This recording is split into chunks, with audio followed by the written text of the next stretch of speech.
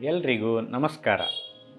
ನಾವು ಯಾವುದೇ ಹೊಸ ಕೆಲಸ ಪ್ರಾರಂಭ ಮಾಡೋ ಮುಂಚೆ ಪೂಜೆ ಮಾಡೋದು ರೂಢಿಯಲ್ಲಿದೆ. ಅವರವರ ಕುಲದೈವ ಅಥವಾ ಇಷ್ಟ ದೈವಕ್ಕೆ ಪ್ರಾರ್ಥನೆ ಪೂಜೆಗಳನ್ನ ಮಾಡಿ ಹೊರಡೋದು.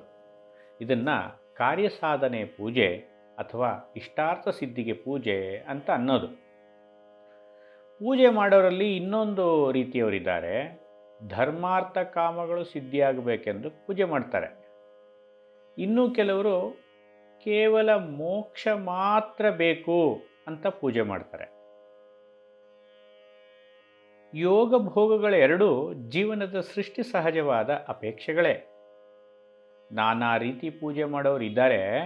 ಆದ್ದರಿಂದಲೇ ನಮ್ಮ ಪೂರ್ವಜರಾದ ಋಷಿ ಮಹರ್ಷಿಗಳು ಪುರುಷಾರ್ಥಮಯವಾದ ಬಾಳಾಟದ ವ್ಯವಸ್ಥೆಯನ್ನು ಆದರ್ಶವಾಗಿಟ್ಟಿರೋದು.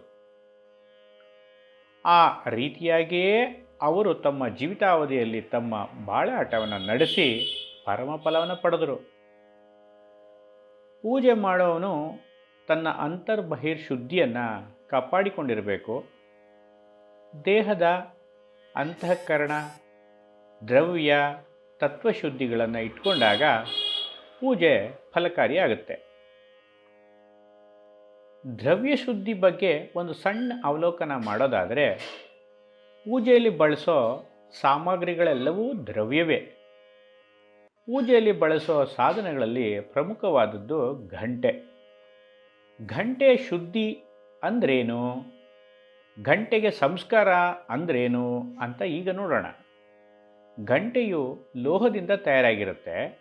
ಹೊಸದಾಗಿ ಕರೆಸಿದಾಗ ಅದು ಫಳಫಳ ಅಂತ ಹೊಳಿತಾ ಇರುತ್ತೆ. ಕೆಲವಾರು ದಿನಗಳ ನಂತರ ಅದು ಮಂಕಾಗ್ಬಿಡುತ್ತೆ. ಅದು ತನ್ನ ಸಹಜ ಸ್ಥಿತಿನ ಕಳ್ಕೊಂಡಿರುತ್ತೆ. ಕೊಳೆಯನ್ನು ತೆಗೆದು ಹೊಳಪನ್ನು ನೀಡುವುದೇ ಸಂಸ್ಕಾರ.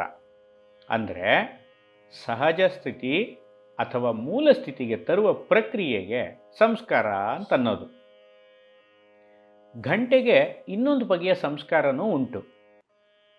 ಅದೇನೆಂದರೆ, ಭಗವಂತ ಭಗವತಿಯರ ಮುಂದೆ ಈ ಘಂಟೆಯನ್ನು ಇಟ್ಟು ಬ್ರಹ್ಮ ಮುಹೂರ್ತದಲ್ಲಿ ನಿರ್ದಿಷ್ಟವಾದ ಮಂತ್ರಗಳಿಂದ ಘಂಟೆಗೆ ಪ್ರಾಣ ಪ್ರತಿಷ್ಠಾಪನೆ ಮಾಡೋದು.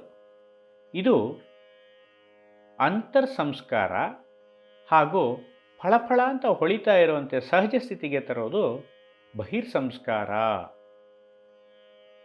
ಶುದ್ಧವಾದ ದ್ರವ್ಯ, ಶುದ್ಧವಾದ ವಾತಾವರಣವು ಏಕಾಗ್ರತೆಗೆ ಪೋಷಕ ಮತ್ತು ಭಗವಂತನ ಪೂಜೆಗೂ ಪೋಷಕ. ಶುದ್ಧವಾದ ದ್ರವ್ಯದಿಂದ, ಶುದ್ಧವಾದ ವಾತಾವರಣದಿಂದ ಭಕ್ತರ ಅಂತರಂಗವು ಪ್ರಸನ್ನತೆಯಿಂದ ಭಗವಂತನನ್ನು ತುಂಬಿಕೊಳ್ಳಲು ಅತ್ಯಂತ ಸಹಕಾರಿ ಎಂಬುದು ಜ್ಞಾನಿಗಳ ಮತ.